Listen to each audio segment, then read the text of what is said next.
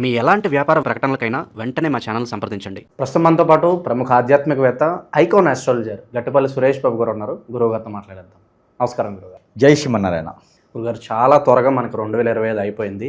ఉగాది నుంచి 2026 ప్రారంభమవుతున్నప్పటికీ కూడా మనం ప్రామాణికంగా జనవరి నుంచి డిసెంబర్ వరకు ఎలా ఉంటుందో తెలుసుకోవాలనే ఆసక్తి చాలా మందిలో ఉంటుంది. సో దానికి తగ్గట్లుగానే ఈరోజు మనం కన్యా రాశి వారి గురించి మాట్లాడదాం. మరేంటి 2026 వీళ్ళకి ఎలా ఉండబోతుంది, ఓవరాల్గా ఎలాంటి జాగ్రత్తలు తీసుకోవాలి? ముఖ్యంగా మనము ద్వాదశ రాశుల్లో ఒకటి అయినటువంటిది కన్యారాశి. ఈ కన్యారాశి వారి గురించి అయితే కనుక మనం జనవరి నుంచి డిసెంబర్ వరకు కొనసాగేటువంటి 2026 సంవత్సరంలో ఈ కన్యారాశి వారికి ఎలా ఉంటుందనే దాని గురించి మనం ఒకసారి ఆలోచన చేసినట్టయితే, ముందుగా ముఖ్యంగా వీరి దాంట్లో కన్యారాశి అనగానే అందరి యొక్క కళ్ళు కూడా వీరి మీదే ఉంటాయి. ఎందుకంటే వీరు చేసేటువంటి కార్యక్రమాలు కావచ్చు, కార్యాలు కావచ్చు, వీరి ఆలోచన కావచ్చు భిన్నంగా ఉంటుంది. వీరి కార్యాచరణ కూడా చాలా భిన్నంగా కనిపిస్తూ ఉంటుంది. అందులో వీరికి ఉత్తర, హస్త, చిత్త ఈ 3 నక్షత్రాల కలయికతో ఉండేటువంటి రాశే కన్యారాశి. ఇకపోతే టా టీ టూ టా టీ, ఇకపోతే పీ పా పూ పూ పీ, ఇక ఎస్ లెటర్స్ ఎస్ సా సి సు సు సా లా ఇలాంటి లెటర్స్తో ఉండేటువంటి డి కూడా పెట్టుకోవచ్చు. ఇందులో డి ఎఫ్ ఈ లెటర్స్ అన్నీ కూడా కన్యారాశుల వాళ్ళు ఇలా నామ నక్షత్రాల ప్రకారంగా పెట్టుకుంటారు. ఇక ఇంగ్లీష్లో వచ్చేటికి ఏ నుంచి ఎస్ డి ఎఫ్ ఈ లెటర్స్ అన్నీ కూడా టీ కూడా పెట్టుకోవచ్చు. ఇవన్నీ కూడా నామనక్షత్ర ప్రకారంగా ఉన్న దాంట్లో కన్యారాశి కింద వస్తాయన్నమాట. ఇక వీరు చూడటానికి చాలా అందంగాను అట్రాక్షన్గాను, కన్యారాశి అనగానే కన్యా అనుకుంటారేమో, కన్యా రాశి పేరు కన్యా అంతే. కన్యా తుల ఇప్పుడు కన్యా రాశి అనమాట. తుల త్రాసు ఎలా ఉంటుందో కన్యా లేడీ అని చెప్పి అలా అనుకుంటాం అనమాట. అంటే రాశికి అధిపతి వేరే అనమాట. రాశికి అధిపతి వచ్చేసి ఈ కన్యా రాశికి అధిపతి వచ్చేసి బుధుని యొక్క ఆధీనంలో ఉంటుంది గ్రహాల్లో ఈ రాశి. ఇకపోతే ఈ యొక్క రాశి ఏదైతే ఉందో కన్యారాశి, వీరి యొక్క ఆర్థిక సమస్యలు ముందుగా తెలుసుకున్నట్టయితే కనుక ఈ 2026 సంవత్సరం మొదలవగానే వీరికి ఆర్థిక పరంగా కొంచెం ఇబ్బంది కలిగించేటువంటి ఉంటుంది. కాబట్టి ఇప్పుడు సంపాదించేటువంటి సంపాదన అంతా ఖర్చు పెట్టుకుంటే మాత్రం రానున్నటువంటి కాలంలో ఇబ్బంది అనేది ఖచ్చితంగా ఉంటుంది. ఏదో ఒక రకమైనటువంటి కేసుల్లోనో, ఏదో రకమైనటువంటి వెలిగేషన్స్లోనో, ఏదో రకమైనటువంటి సమస్యల్లోనో ఈ విరికిచ్చేటువంటి తత్వంతో ఎదుటి వాళ్ళు కనిపిస్తున్నారు. కాబట్టి కన్యారాశి వారు కొంతమేర జాగ్రత్తగా ఉండాలి. మొదటి అధ్యాయంలో ఏది జనవరి, ఫిబ్రవరి, మార్చి ఈ మొదటి అధ్యాయంలో ఫైనాన్షియల్ విషయంగా అయితే మాత్రం కొంత జాగ్రత్త వహించుకోవాలి ఖచ్చితంగా అని కూడా చెప్పవచ్చు వీరికి. అంటే ఇలా చెప్తుంటే మరి వారు ఇబ్బంది పడతారేమో, కానీ తప్పదు.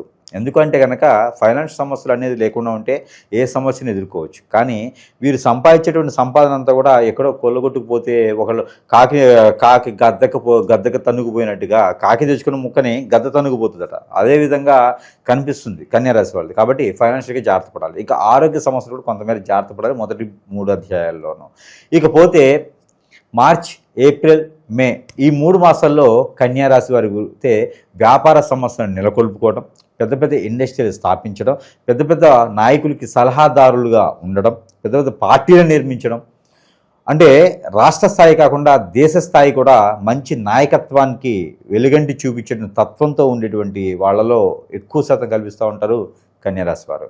సలహాదారులు గాను, మోటివేషన్ స్పీకర్స్ గాను, స్కూళ్ళు, కాలేజీలు, ప్రిన్సిపాల్ ఇలాంటి వాటి దాంట్లో కూడా బాగా కనిపిస్తున్నారు. కాబట్టి ఈ యొక్క ఏప్రిల్, మే, జూన్ ఈ 3 మాసాలు కూడా అలాంటి రంగాల్లో నిలదొక్కునే దానికైతే బాగుంటుంది. ఇక సెలబ్రిటీలుగా సినీ రంగంలో కావచ్చు, రాజకీయ రంగంలో కావచ్చు నిలదొక్కోవాలంటే కనుక మొదటి 2 అధ్యాయాలు చాలా బాగుంటుంది. జూన్ లోపు కనుక ప్రయత్నం చేస్తే చాలా బాగుంటుందని చెప్పొచ్చు. ఇక జూలై, ఆగస్ట్, సెప్టెంబర్ ఈ 3 మాసాలు అయితే కనుక విదేశీ ప్రయత్నం చేయవచ్చు, రాజకీయ రంగాల్లో పాల్గొనవచ్చు, ఏదైనా గుళ్ళు, స్థలాలు, అనాథాశ్రమాలు, ట్రస్టులు ఏదైనా నిర్మాణం చేసే రంగాల్లోనూ, పొలాలు, పంటలు పండించే రంగాల్లోనూ, అలానే ఇంకేదైనా ఇనుము, ఇటుక, ఇసుక, రియల్ ఎస్టేట్ రంగాల వారికి కూడా అద్భుతంగా ఉండే అవకాశాలు ఉన్నాయి. కాబట్టి ఆ మేర ప్రయత్నం చేయొచ్చు. ఇంకా పాత కక్షలు కానీ, పాత డబ్బులు ఇవ్వడం కానీ, పాత శత్రువులు కానీ ఉంటే కనుక వారి గురించి ఆలోచించి బాధపడేటువంటి దాంతో స్ట్రెస్ అయ్యేసి ఏదో రకమైన ఆరోగ్య సమస్యలు వచ్చేలా కూడా కనిపిస్తున్నాయి. కాబట్టి కొంతమేర జాగ్రత్త తీసుకోవాలి.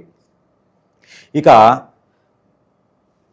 అక్టోబర్, నవంబర్, డిసెంబర్ ఈ 3 మాసాలు కూడా కొంతమేర దేవుని యొక్క ధ్యానంలో ఉంటూ, దేవుని ఆరాధనతో ఉంటూ, దేవునికి నచ్చినటువంటి విషయాల్లో ఉంటూ దీక్ష తీసుకునే విధంగా ఉంటే చాలా బాగుంటుంది. ఇక గ్రహాలన్నీ కూడా సానుకూలంగా ఉన్నాయి కాబట్టి కొంతమేర మనం ఇంకా ఉన్నామని గుర్తించాలి. ఎక్కడో విడిచేసినటువంటి బంధువులు, మిత్రులు అందరూ దగ్గర వేయడానికి అవకాశం ఉంది. ఏదైనా వ్యాపార సమస్య నెలకొల్పుకోవాలి, కొత్తగా ఏదైనా బిజినెస్ చేయాలనుకుంటే కూడా ఈ లాస్ట్ ఉన్నటువంటి 3 మాసాలకు కూడా అద్భుతమైనటువంటి ప్రతిఫలం కనిపిస్తుంది. ఇకపోతే దేవుని ధ్యానం కూడా వీరికి ముఖ్యమైనటువంటి అవసరం. దానికన్నా ముందు కూడా మనం ఆలోచించినట్టయితే కనుక 2026 సంవత్సరంలో కన్యా రాశి వారు కనుక రెండు నిర్ణయాలు తీసుకుంటే చాలా బాగుంటుంది. ఆ కొన్ని నిర్ణయాల్లో కనుక ఖచ్చితంగా వీరు చేయాల్సిన కార్యక్రమాలు ఏంటి, కార్యాచరణ ఏంటి ముందుగానే రాసుకోవాలి. ప్రణాళికలు రచించుకోవాలంటారు ముందుగానే. సో ఈ ఇయర్లో మనం ఏం చేస్తే బాగుంటుంది, ఎలా ముందుకు వెళ్ళాలని ఒక ప్లాన్ ఉంటే బాగుంటుంది. ప్లాన్ లేకుండా చేస్తే ఖచ్చితంగా వీళ్ళు ప్లాన్ లేకుండా ఇల్లు కడితేనో పిల్లర్ లేకుండా ఇల్లు కడితేనో ఎలా ఉంటుందో అలా ఉండిపోద్ది. కాబట్టి దీంతోపాటు కార్యాచరణ చాలా పద్ధతిగా ఉండాలి.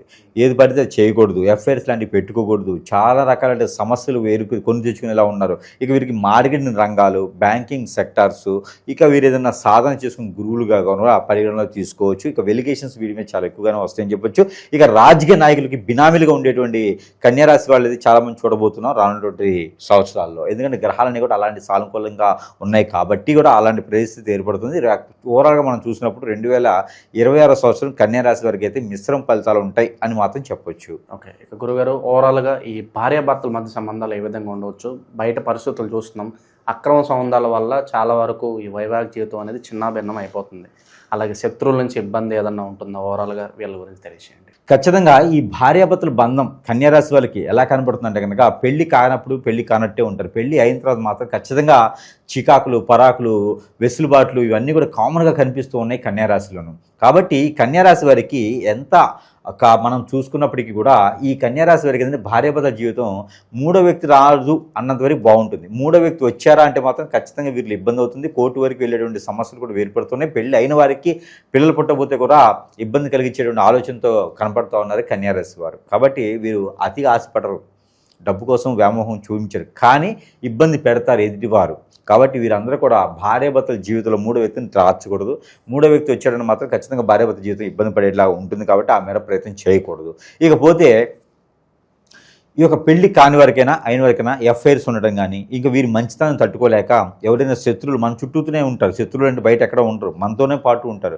ఇలాంటి వారు ఏదైనా ఈ కన్యారాశి వాళ్ళు ఎదగకూడదని చెప్పేసి వారికి ఆల్రెడీ దోషాలు కొన్ని కుజుడు దోషం ఉంటుంది, పితృదోషం ఉంటుంది, కాలసర్ప దోషం ఉంటుంది, నరదిష్టి ఉంటుంది, నరఘోషం ఉంటుంది. ఇలాంటివే కాకుండా మళ్ళీ ఇంకా ఎక్స్ట్రా దోషాలు ఉంటే మనకి ఇంకా ఏం బాగుపడతారు అన్నట్టే ఉంటుంది అనమాట. ఈ ఎక్స్ట్రా దోషాలకి ఏంటంటే ఎవరిని హిప్నటిజం, బ్లాక్ మ్యాజిక్, వశీకరణ, బాగల్ముఖి, భానుమతి, యక్షిని ఇలాంటి విద్యలను చేయించి స్పిరిట్ లాంటి ప్రదేశం చేపించేసి వీరిని అందరినీ కూడా ఆకట్టుకునే తత్వంతో ఉండేసి ఇక్కడ ఏదైతే ఉందో అన్నీ కోల్పోయే తత్వంతో చూపించేటువంటి రాసుల్లో ఇబ్బంది పడుతూ ఉంటారన్నమాట. ఏది కన్యారాశి వారు. అలాంటి మనుషులతో కన్యారాశి ఇబ్బంది పడుతుంటారు. అవన్నీ కూడా సమీపంలో ఉన్నటువంటి గురువుగారు ఎవరైనా ఉంటే కూడా అక్కడ సంప్రదించడం ద్వారా ఇలాంటి ఏదైనా చెడు జరిగిందా మంచి జరిగిందా చూసుకొని దాని దగ్గర పరిష్కార మార్గం చూపించే కనుక ఖచ్చితంగా వీరిలో కూడా బాగుపడే లక్షణం ఉంటుంది. లేదంటే కనుక ఖచ్చితంగా ఇబ్బంది పడేటువంటి ఆలోచన వ్యవహారం అయితే కనిపిస్తుంది. కాబట్టి ఆ మేర ప్రయత్నం చేసుకోవాలి. ఇక విదేశీ ప్రయత్నం కానివ్వండి, ఏదైనా కొత్తగా జాబ్ చేసుకోవాలనుకున్న వారికి కానివ్వండి, ఇంకేదైనా బిజినెస్ పెట్టుకోవాలనుకున్న కానివ్వండి, ఇక సెప్టెంబర్, అక్టోబర్, నవంబర్, డిసెంబర్ ఈ 4 మాసాలు కూడా అద్భుతంగా ఉంటుంది. కాబట్టి ఆ మాసాలు పెట్టుకున్నట్టయితే బాగుంటుంది. పార్ట్నర్షిప్ వ్యాపారాలు అయితే పనికిరావు. కాబట్టి ఈ 4 మాసాలు చేసుకుంటే బాగుంటుంది. ఇక దేవునికి సంబంధించినటువంటి ధ్యానం, దేవునికి సంబంధించినటువంటి అనుగ్రహం కూడా మనకు కావాలి. కాబట్టి ఖచ్చితంగా ఒకటి చెప్తుంది అంటే కనుక ఈ దేవునికి సంబంధించిన ధ్యానంలో కావచ్చు, ఇదంతా కావచ్చు ఏదైతే ఉందో దక్షిణామూర్తి, దత్తాత్రేయ స్వామి, సాయిబాబా వారు, ఇక మనకి లక్ష్మీ నరసింహస్వామి, ఇక్కడ ఏదైనా మనకి నచ్చినటువంటి ఆలయాల్లో ముడుపు కట్టడం. ముడుపు అంటే కనుక 3 మాసాలు ఒకసారైనా ముడుపు కట్టుకోవచ్చు. ఇక ఈ 2020 సంవత్సరంలో కట్టేటువంటి ముడుపు చాలా దిగ్విజయంగా ఉండాలి. మనకు అనుకున్న కోరికలు తీర్చాలి. అనుకున్నటువంటి కోరికలు ఏవైతే ఉన్నాయో అవి ఖచ్చితంగా నెరవేరడానికి ముడుపు కట్టుకోవాలి. ఏదైనా గురువారం రోజు కట్టి ఇంట్లోనే ఉంచేసి దీపద్వైప నైవేద్యం పెట్టేసి తెల్లవారిన తర్వాత కూడా సేమ్ అలానే శుక్రవారం రోజు దీపదీప నైవేద్యం పెట్టేసి అక్కడ తీసుకెళ్ళి గుడిలో కట్టాలి. ఈ ముడుపులో వేయాల్సినవి ఏంటంటే కనుక ఒక్కలు, తవనపాకులు, నిమ్మకాయ, వీటితో పాటు తెల్లవాలు, నల్లావాలు కూడా అందులో వేయాలి. పట్టిక ఇది కొంచెం అందులో పెట్టుకోవాలి. పసుకొమ్ములు 2 పెట్టాలి. ఇవన్నీ కలగలిపి కట్టినటువంటి ముడుపుని తీసుకెళ్ళి ఎక్కడైనా గుడిలో, ఆలయాల్లో కనుక ఎక్కడైతే కడుతుంటారో అక్కడ కట్టుకోవచ్చు ముడుపు. ఈ రకంగా చేసుకున్నట్టయితే కనుక కన్యారాశి వారికి కొంచెం మేర బెటర్గా ఉంటుంది 2020 సంవత్సరం అని చెప్పొచ్చు మనం ఖచ్చితంగా. ఈ సంవత్సరంలో గురుగారు వీళ్ళకి కలిసి వచ్చే నెల, కలిసి వచ్చే వారం, కలిసి వచ్చే కలర్లు ఓవరాల్గా ఏం చెప్తారు? ఖచ్చితంగా వీరికి కన్యారాశి కాబట్టి వీరికి నవంబర్ ఒకటి చాలా అద్భుతం కలిసి వస్తుంది. తర్వాత ఆగస్టు ఇంకా అద్భుతం కలిసి వస్తుంది. ఈ రెండింటికన్నా కూడా మార్చి, ఇక మే, ఈ 3 మాసాలు, మార్చి నుంచి మే ఈ 2 మాసాలు, ఈ 4 మాసాలు కూడా వీరికి అద్భుతం కలిసి వస్తాయని చెప్పొచ్చు. ఇకపోతే వీరికి మంగళవారం, శనివారం అద్భుతంగా కలిసి వచ్చిన రోజులు అని మనం పరిగణలో తీసుకోవచ్చు.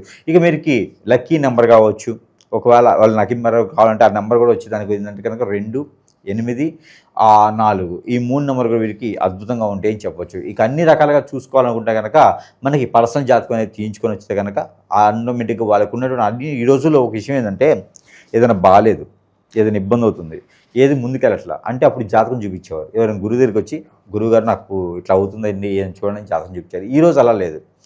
ఈరోజు జాతకంతో సంబంధం లేకుండా ఉంది పరిస్థితి. జాతకంతో సంబంధం లేకుండానే క్రియలు చేపిస్తూ ఉన్నారు. ఈ క్రియల వల్ల చాలా రకాల నష్టాలు పోయేటి ఇబ్బంది పడే ఆలోచన ఉంటుంది. కాబట్టి అలాంటి క్రియల జోలు వెళ్ళకండి. ఏదైతే ఉందో మనకి ఈ యొక్క క్రియల జోలు కాకుండా మంచితనంతో ముందుకెళ్ళాలి. కాబట్టి సమీపంలో ఉన్న గురువు గారిని సంప్రదించగనక మనకున్న చెడు అలవాట్లు కావచ్చు, మనకున్న చెడు తత్వం కావచ్చు, గ్రహ దోషాలు కావచ్చు, ప్రకృతి దోషాలు కావచ్చు, ఇవన్నీ కూడా పటాపంచి లేపేసి మనకి కొంతమేర ఇబ్బంది కలగకుండా చేసే విధంగా ఉంటుంది. కాబట్టి కన్యా రాశి వారు రానున్నటువంటి 2025 సంవత్సరంలో అదృష్టవంతులను కోరుకుంటూ ఉన్నాను. జై శ్రీమన్నారాయణ.